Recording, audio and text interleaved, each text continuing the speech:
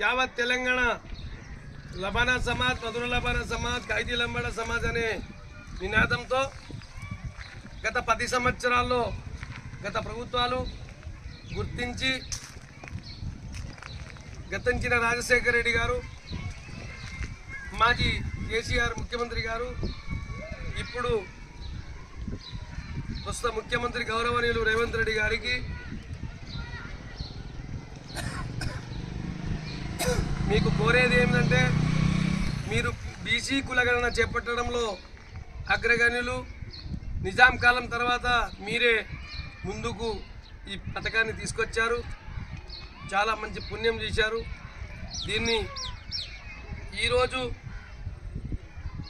ఈరోజు కులగణలో మరి మధుర లబానా అనే జాతి